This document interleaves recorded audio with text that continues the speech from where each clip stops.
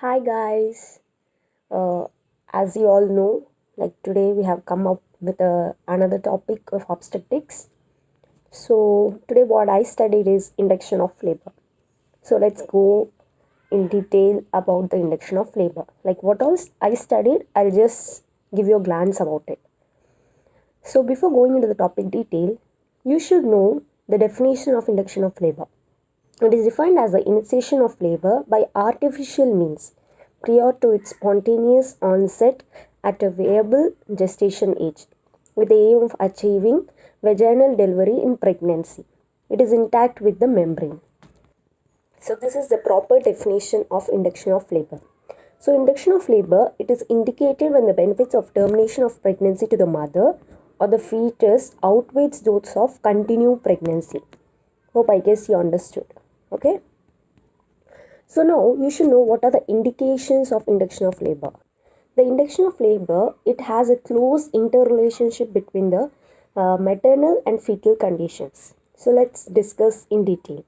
Pregnancy induced hypertension, it is one of the most common indication for induction of labor in preeclampsia. Then premature rupture of membrane, fetal malformations like hydrocephalus, encephaly, achondroplasia. These are the malformations of fetal. Then intrauterine death of any fetus. This also causes induction of labor. Then deterioration of maternal illness, like any illness, liver disease, autoimmune disease, renal disease, any malignancies. These all are the indications of the induction of labor.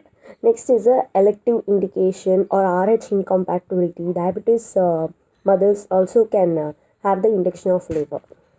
So the indications we are dividing into three types: fetal, pregnancy complication, and maternal. So in fetal malformation and intrauterine death of the fetus, as we have already discussed.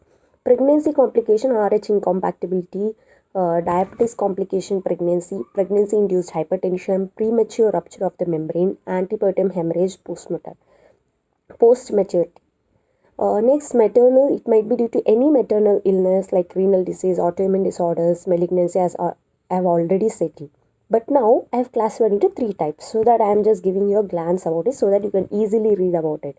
That is fetal, pregnancy complication, and maternal. So now after seeing a glance about the indications, now let's go into the contraindications.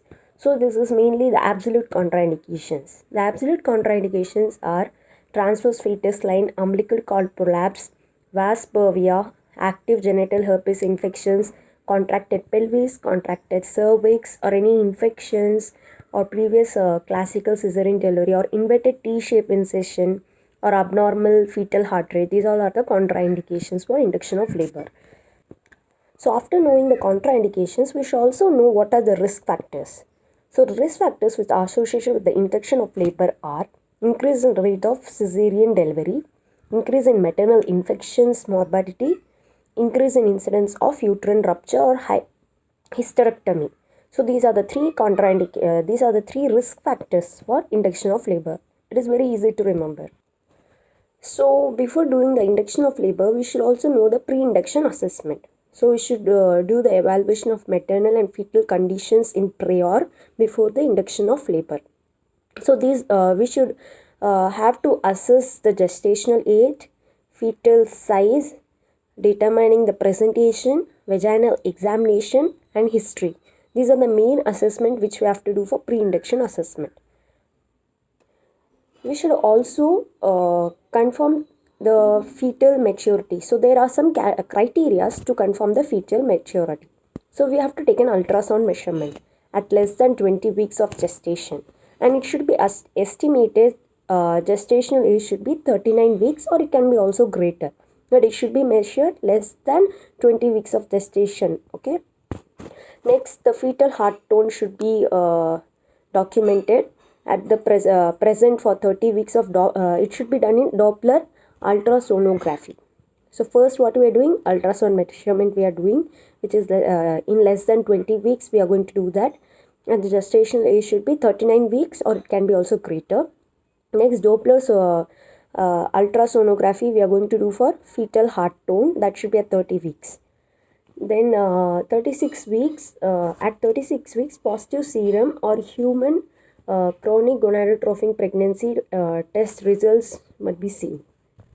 So these were the three criteria for the fetal maturity: ultrasound, Doppler ultrasonography, and the HCG level we have to see.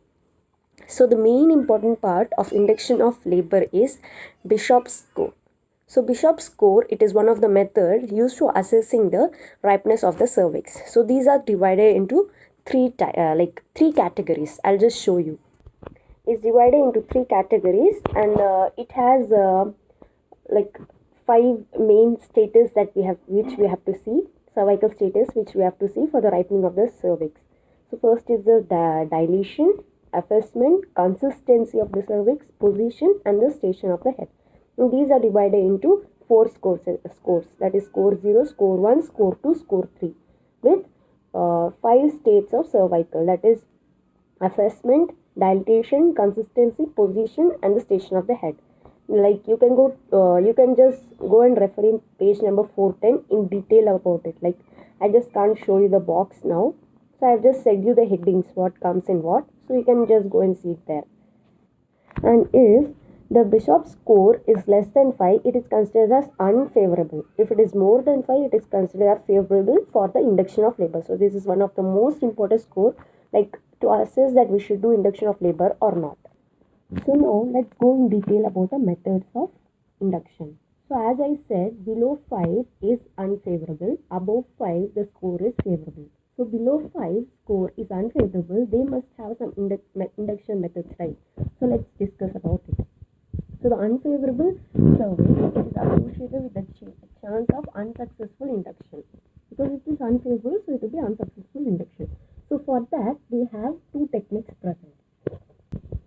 So the first technique is pharmacological technique and the second technique is mechanical technique. So pharmacological technique, it is two. That is prostaglandin E2, that is dinoprostone, and the second one is progesterone receptor antagonist, that is mifepristone. So these are the two techniques coming under pharmacological. Next is mechanical technique. So pharmacological technique, what they do is the prostaglandin depends upon the preparation it is used. So according to the preparation, it responds to the body. Intracervical gel preparation is present, which is done, but requires accurate placement. We do the intracervical gel preparation. So according to that, it responds for an unfavorable cervix. So it is available as 0.5 milligram in a single-use syringe, and the dose is present, which is prepared for every 6 hours. Inadequate. Suppose the cervix is inadequately changing, so we have to give it in a time interval of every 6 to 12 hours to prevent the uterine hyperstimulation. So when we do this, there are some side effects. So they may cause vomiting, uterine hypertrophy, or any diarrhea. Diarrhea is the most common cause. Any severe hepatic or renal dysfunctions or asthma. So the next is the mifepristone. Like it is an experimental, so they're not explained in detail. Next is a mechanical technique. Mechanical technique, they only do two: balloon catheter technique, that is transcervical Foley's catheter technique, then hygroscopic cervical dilators. So these are laminaria, tent, membrane sweeping. So this is the technique which is used. So these are all the techniques which are used for unfavorable cervix. So next is the favorable cervix. These are two methods, that is oxytocin drip and surgical induction amniotomy. So let's go in detail about the oxytocin drip. Oxytocin drip, it is based on the absorption of oxytocin in hormone providing by the nature for the initiation of labor. So this is a stimulant receptor for the uterus. Oxytocin is a stimulant receptor which helps in stimulating the uterine contraction. So the response of oxytocin increases after 20 weeks of gestation. In the middle third trimester, the oxytocin levels get increased. So this helps in uterine stimulation, so by which the induction of labor happens.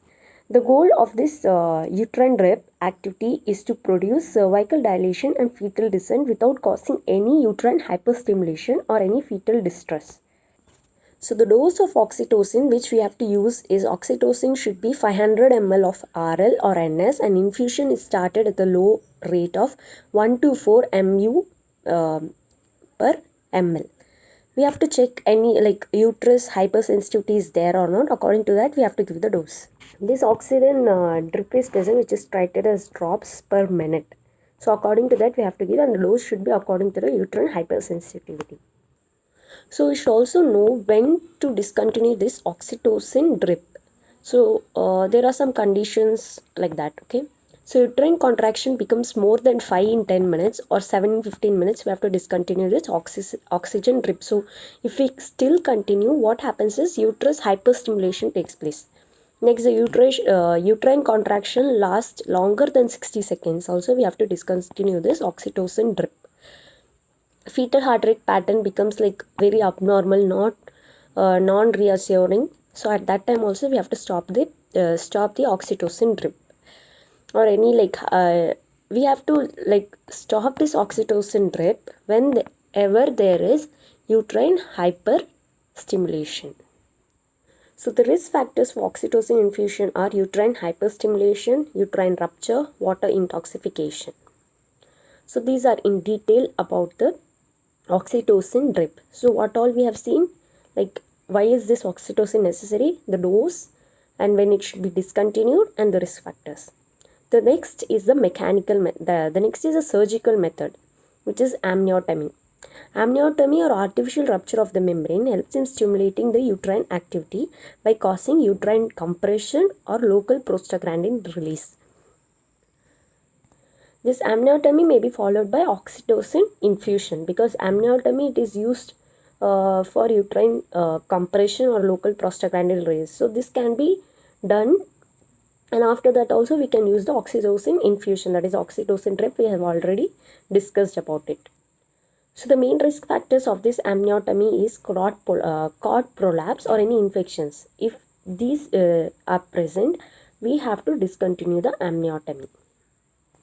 So this was like a super fast glance of induction of labor. This is very much helpful. This glance what I am giving is very much helpful for your exams, for last minute revision, so that you get everything in your mind. So what all we have discussed: the definition of induction of labor, indications which are divided into 3 types: fetal, maternal complications, and maternal. And then we have discussed about contraindication, risk factors, pre-induction assessment, and the criteria for the fetal maturity, biceps score, which is most important for knowing the favorable cervix or unfavorable cervix, then the methods which are used for favorable cervix and unfavorable cervix. I've also explained in detail about the methods. So the book which I use is Mudaliar and Menon, that is 12th edition. You can just go and check about this lesson in page number 408. So that's it for today. Let's meet another day with another good topic. Thank you. Bye.